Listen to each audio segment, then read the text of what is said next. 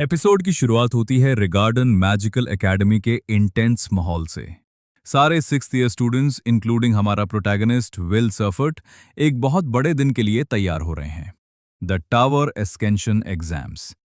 Tower तक पहुंचने का सपना हर स्टूडेंट का होता है, लेकिन विल के लिए ये सिर्फ करियर नहीं, बल्कि एक प्रॉमिस है जो उसने अपनी चाइल्डहुड फ्रेंड एल्फारिया एल्बिज सर्फर्ट से किया था। एग्जाम हॉल में माहौल काफी सीरियस है। विल, जो मैजिक यूज नहीं कर सकता, अपनी मेमोरी और हार्डवर्क के दाम पर पेपर सॉल्व करता है। विल एक एक करके सारे टेक्निकल क्वेश्चंस एस करता है। हिस्ट्री ऑफ मैजिक हो या मॉन्स्टर बायोलॉजी, वो सब कुछ परफेक्टली लिखता है। बाकी स्टूडेंट्स उसे देखकर जलते हैं, क्योंकि एक नो टैलेंट इतने डिफिकल्ट पेपर को इतनी आसानी से कैसे कर रहा है। यहां एंट्री होती है प्रोफेसर एडवर्ड की, जो हमेशा से विल को नीचा दिखाना चाहते हैं। वो एग्जाम में एक स्पेशल फाइनल क्वेश्चन ऐड करते हैं जो प्योरली सब्जेक्टिव और डिस्क्रिमिनेटरी है। What is the meaning of magic? ये क्वेश्चन कोई टेक्निकल फैक्ट नहीं है, बल्कि एक मैजिक सोल का टेस्ट है।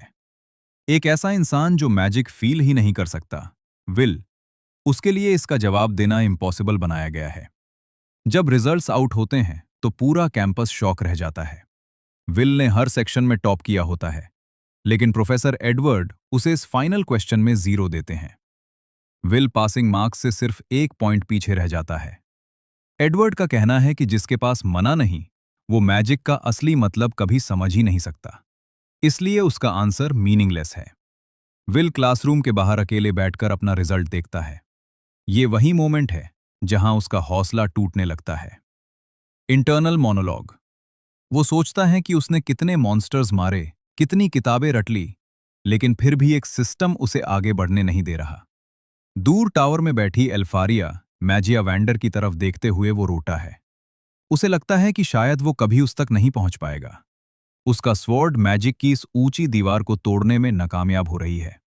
एपिसोड खत्म होता है एक क्लिफ हैंगर पर, जहां विल की आंखों में वो पुरानी चमक गायब हो चुकी है। उसके दोस्ती, कोलेट और बाकी लोग उसे कंसोल करने की कोशिश करते हैं, लेकिन बैरियर डे ने विल के दिल में एक गहरा जख्म छोड़ दिया है। The vulnerable moment, barrier failure. Episode की शुरुआत होती है उस बैरियर डे के आफ्टरमैथ से। रूल्स के मुताबिक एग्जाम के बाद टावर का बैरियर रिन्यूअल प्रोसेस में होता है। इसी शॉर्ट विंडो का फायदा उठाकर दुश्मन, मॉन्स्टर्स, ने कैपिटल और एकेडमी पर एक कोऑर्डिनेटेड अटैक प्लान किया है। अचानक आसमान से काले बादल छा जाते हैं और प्रोटेक्टिव शील्ड कमजोर पड़ने लगती है। स्टूडेंट्स जो अभी तक एग्जाम्स के स्ट्रेस में थे, अब मौत के सय में हैं। पूरा शहर एक वॉरजोन में बदल जाता है। होर्ड्स ऑफ डायनोबोरोस, खून खराबा करने वाले खतरनाक मॉन्स्टर्स, और उनसे भी ज्यादा पावरफुल थ्रेट्स एकेडमी के ग्राउंड्स में एंटर कर जाते हैं।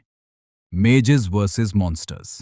स्टूडेंट्स और प्रोफेसर्स मिलकर मैजिक कास्ट करते हैं, लेकिन मॉन्स्टर्स की तादाद इतनी ज्यादा है कि मैजिक की वॉल्स टूट रही हैं। The party from hello. ये कोई छोटा अटैक नहीं है, ये एक पूरा कार्नेज है जिसे देखकर लगता है कि नरक के दरवाजे खुल गए हैं। इस सब के बीच हमारा प्रोटैगनिस्ट विल सर्फर्ट अभी भी अपने फेलियर के सदमे में है। उसके हाथ में वही एग्जाम पेपर है जिसमें वो फेल हुआ था। State of mind. Will physically वहां मौजूद है, लेकिन उसका दिमाग सुन है। उसे लगता है कि जब वो टावर जा ही नहीं सकता, तो लड़ने का क्या फायदा। जब मॉन्स्टर्स उसके दोस्तों पर अटैक करते हैं, तब विल की स्वॉर्ड इंस्टिंक्ट वापस जागती है। भले ही वो एग्जाम में फेल हो गया हो, लेकिन उसका शरीर मॉन्स्टर्स को देखकर रुक नहीं सकता। जब बड़े बड़े मैजेस मैजिक स्पेल्स कास्ट करने में पैनिक कर रहे होते हैं, विल बिना किसी वॉन्ड के एक्शन में कूद पड़ता है। विल अपनी स्वॉर्ड से डायनोबोरोस के टुकड़े टुकड़े कर देता है। वो दिखा देता है कि मीनिंग ऑफ मैजिक भले ही उसे ना पता हो, लेकिन सर्वाइवल का हुनार उससे बेहतर किसी के पास नहीं है। वही प्रोफेसर्स जो उसे यूजलेस कह रहे थे, अब विल की स्पीड और स्ट्रेंथ पर डिपेंड हो जाते हैं शहर को बचाने के लिए। एपिसोड के एंड में हम देखते हैं कि ये सिर्फ डायनोबोरोस का अटैक नहीं था। पीछे से कुछ ऐसी शैडोज दिखाई देती हैं जो इंडिकेट करती हैं कि ये पार्टी तो अभी सिर्फ शुरू हुई है। एक मिस्टीरियस फिगर टावर की तरफ देखते हुए स्माइल करता है। एपिसोड की शुरुआत काफी डार्क होती है। केओस चारों तरफ फैला हुआ है और विल का दिल पूरी तरह टूट चुका है। उसके दोस्त रोस्ती की मौत या उसका गायब होना, और उसके मेंटर प्रोफेसर वर्कनर का सिवियरली इंजर होना विल को तोड़ देता है। विल वहीं पुरानी बात सोचता है। कि अगर उसके पास मैजिक होता तो शायद वो सबको बचा लेता। वो अपनी तलवार को एक बोझ समझने लगता है। जब मॉन्स्टर्स विल को खत्म करने ही वाले होते हैं, तब एंट्री होती है फिन की, जो एक मिस्टीरियस लेकिन पावरफुल अली है। फिन को पता है कि विल के अंदर एक ऐसी शक्ति छुपी है जिसे मैजिक की जरूरत नहीं। फिन अपने खून का इस्तेमाल विल की सोर्ड पर करता है और एक रिचुअल परफॉर्म करता है। वो कहता है कि विल ने खुद अपने ऊपर लिमिटर्स लगा रखे हैं क्योंकि वो मेजिस जैसा बनना चाहता है। फिन विल से कहता है कि असली ताकत वर्ड में नहीं, विल में होती है। जैसे ही लिमिटर्स टूटते हैं, स्क्रीन पर एक एपिक ट्रांसफॉर्मेशन दिखाई देता है। विल के बाल लंबे और सिल्वर स्लैश वाइट हो जाते हैं। उसके चारों तरफ एक सिल्वरी ऑरा चमकने लगता है, जो एलिमेंटल मैजिक से बिल्कुल अलग है। ये मैजिक नहीं है, ये विज है, जो करेज और प्यूरे विल पावर से ड्राइव होती है। इस स्टेट में विल की फिजिकल और सेंसरी एबिलिटीज गॉड लेवल पर पहुंच जाती हैं। अब बाजी पलट चुकी है। विल जो अभी तक डर रहा था, वो एक वाइट फ्लैश की तरह बैटलफील्ड पर मूव करता है। जो दिनोबोरोस और मेज स्लेयर्स जो मैजिक को अब्जॉर्ब करते हैं, मेजेस को परेशान कर रहे थे, विल उन्हें मूली गाजर की तरह काट देता है। उसकी स्पीड इतनी ज्यादा है कि कोई उसे देख भी नहीं पा रहा। वो एक ही स्ट्राइक में कई मॉन्स्टर्स को खत्म कर देता है। उसका हर अटैक एक सिंगल मैजिक स्पेल जैसा लग रहा है, भले ही वो सिर्फ स्वॉर्ड चला रहा हो। A new legend begins. Episode के एंड में एकेडमी के बच्चे, कुछ स्टूडेंट्स और प्रोफेसर्स जो हमेशा विल को नीचा दिखाते थे, डर और हैरानी से उसे देखते रह जाते हैं। The realization. सबको समझ आ जाता है कि विल नो टैलेंट नहीं है, बल्कि वो कुछ ऐसा है जो मैजिक से भी ऊपर है। ट्रांसफॉर्मेशन के बाद विल बेहोश होने लगता है, लेकिन उसका संदेश साफ है। टावर की दीवार अब ज्यादा दिन तक उसे नहीं रोक पाएगी। 500 ईयर्स अगो।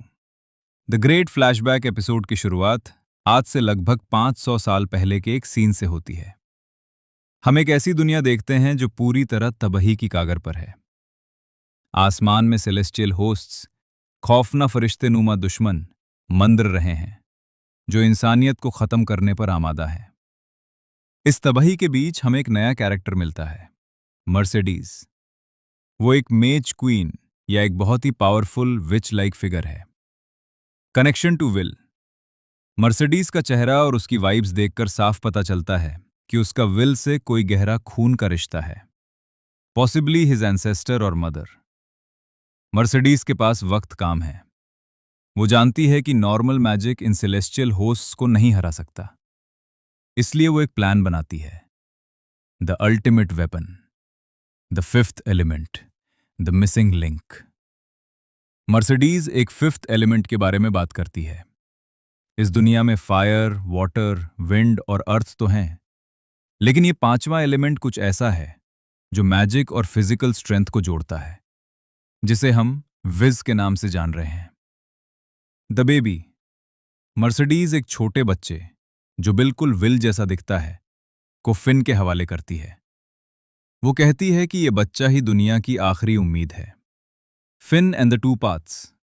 हमें पता चलता है कि फिन कोई आम इंसान नहीं, बल्कि एक अमर या सदियों से चला आ रहा वॉरियर है, जिसे मर्सिडीज ने एक बड़ी जिम्मेदारी दी है।